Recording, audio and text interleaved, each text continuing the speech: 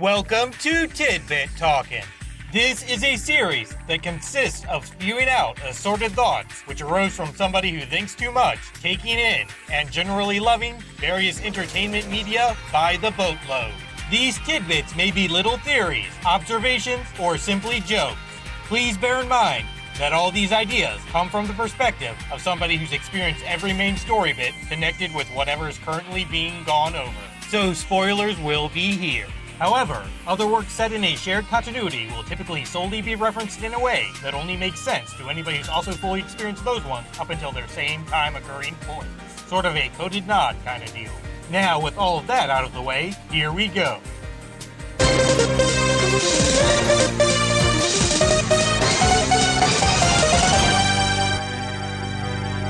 Mega Man mispronounces Bass's name Bass because those regular tasks of his original personal assistant role as Rock included occasionally going on fishing trips for Dr. Light. These wacky palm tree turrets would be standard security devices for folks farming coconuts and the like. This tunneling elevator accessed Wily's Skull submarine deal is most likely some sort of portable storage facility the bad doctor uses for transferring stuff to his various hidden fortresses. Mega Man's new swimming capabilities might have been installed so he could compete in some kind of water sport as a response to his newfound athletic popularity that arose after playing lots of soccer. All those newer screws are extra durable materials Dr. Light handed out to help people with emergency fix-up whatnot after Wily's 7th-story stage shenanigans. Thus, they are relatively limited, unlike what was collected in that game. Terrific Thomas altered this Mega Ball on the fly to create something strong against that giant enemy Crabot's shell ordeal after such a contraption was detected by his robo reconnaissance. Specifically, he made it from material strong enough to survive clashing against an engine or whatever after smashing through a reinforced glass constituted dome.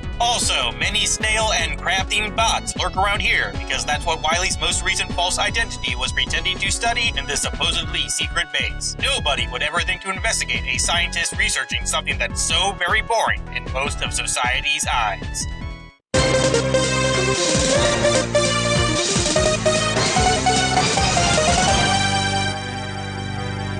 This guy seems like a weapons manufacturer mascot that was meant to help human military folks feel more comfortable with them gradually getting replaced by artificial armies. In most cases, wired worms would be for seeking out and disarming, or sacrificing themselves against enemy landmines.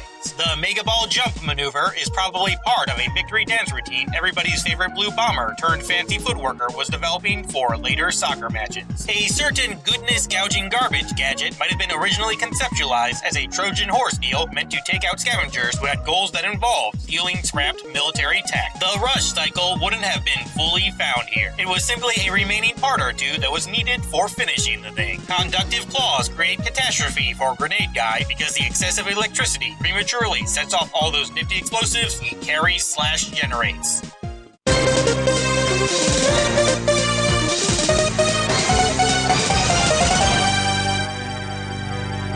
Jump, jump, slide, slide. This not-so-angelic bot-board accompanying chorus very well could have been installed with a Mega Man as part of training software that's meant to make him adept at more sporting events. These fun party orbs used to deliver emergency goods are likely the result of some company that makes robo-pinatas producing too many in a fiscal year. All that excess product would have been donated to various cities and countries throughout the world as part of a goodwill-generating PR stunt. The ice cylinder launchers are for loading up frozen food transport vehicles with products. Said snowy stuffed senders mostly happen to be flying whale copters because of marketing memorability-related hoopla. Funnily enough, reversing the process makes a decent death trap. Those several shaded smoke shooting, soaring steel soldiers seem like they were made for raves and parades. Flash funkiness fries fierce frost foe not only because of the heat, but also all that concussive crap causes collapse of his igloo construction mimicking structural integrity.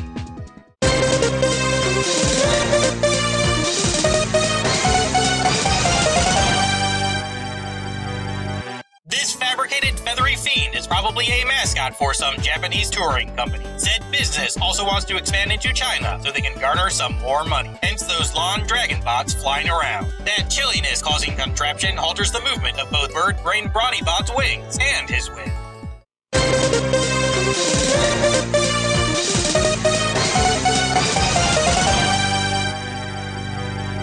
A certain wacky demonic cookie bear device must have originally been created to manufacture prizes for fair-found folks, hence how a piece of it got repurposed into that random item supplying rush thingy. Bell bludgeoning bit boys would likely have just been part of some game where participants must civilly leave a space if they are on an incorrect one when whacking happens. Of course, the final entity standing on a correct spot would get a prize after everyone else exited. Circus supervising cyber soldier harnesses mighty electricity junk because such abilities are useful for ensuring that every attraction has power no matter what. Sir Shocking Slinky solidly stopped when faced with a tornado hold because, on top of that arm tangling business, those mighty winds move around its wiring and cause short-circuit malfunctioning junk.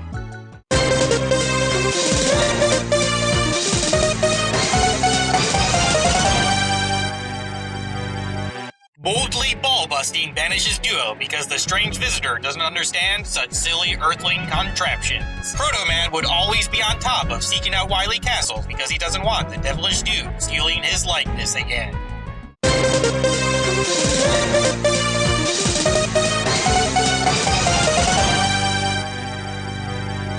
Drench Destroyer over here seems like he was created to find the lost city of Atlantis. He is surrounded by typical fish-mimicking bots, so the people who might live in said sunken society would feel at ease upon seeing that dry land-originating individuals are honoring sea life oh so much. This whatever bug deal that attacks at the waterfall here, under normal circumstances anyway, is likely some kind of contraption meant for saving folks plummeting down cascading miraculous nature wetness clumps. A certain self-proclaimed handsome guy is so vain because exploring the watery regions of the world and constantly seeing his own reflection would go badly if he didn't have tons of self-love. However, an error in his manufacturing caused him to expect others to adore him just as much. The Astro Crush crunches him because blinding light makes it so he can't see his own beautiful image on or in any reflective surfaces. This brief moment of narcissism empowerment lacking leaves him depressed enough to render particular machine-made meteors extra smash capable.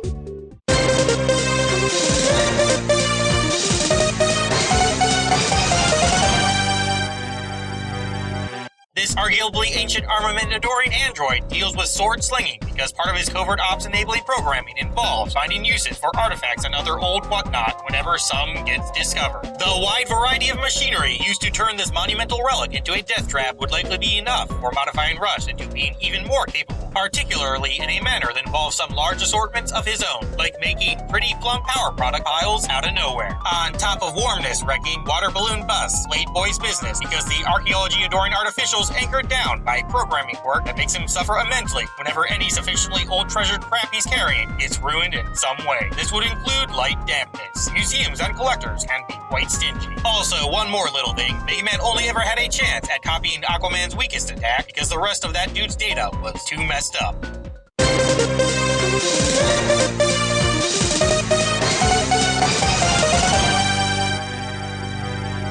This doubly deranged, damage-dealing dude was actually initially created for the altruistic purpose of finding folks who went MIA. He was made with 2 different personality heads just in case, only an assessment carried out by certain separate mental states could solve a sticky situation. On top of Bush's badly burning, Scorch slashes severely stunned Sir Skull Slit-seeking soldier, since he's only programmed to fight against weaponry involving modern long-range fighting deals.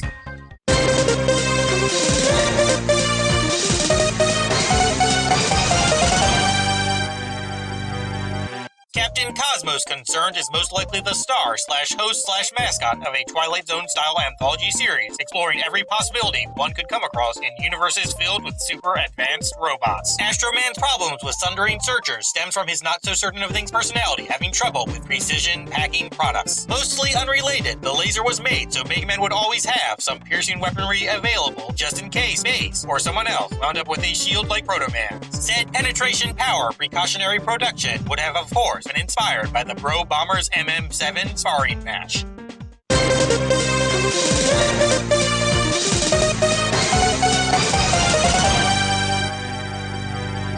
This place's outer areas were clearly made as boarding training grounds for Base, so he could get more medals than Mega Man if they ever competed in the Olympics or whatever. Arrow attacks are absolutely anti-ant accessories. Soccer spheres smash certain somewhat stationary ceiling slotted soldiers because their lack of movement options doesn't allow them to even partially dodge stuff. This inherent problem with avoiding almost absolutely all other things makes them so sad that stuff capable of preposterous free movement levels hurt doubly as much. This game involves an apparent current E-Tank shortage because many of the series' trademark super health items were handed out to public people in a promotion for Mega Man's sports career. Vanishing Blanking merely breaks blue robot sweat circuits when the Astro Crush is in play because aerial vehicles thrown together all last minute can't handle extreme weather conditions. Sudden Space Stone Storm slam down base better than other things because that evil energy he's infused with has many troublesome memories of not doing so well while attempting to avoid such stuff during Cosmos tours. Using a flash bomb opens the Green Devil immediately because not being able to see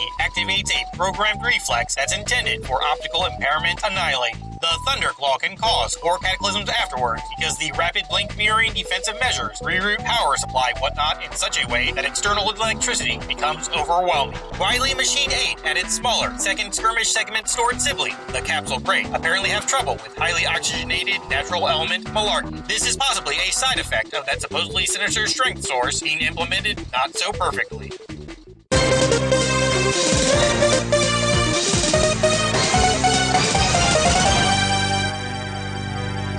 Endings are a pain, but all of you are fantastic. See ya.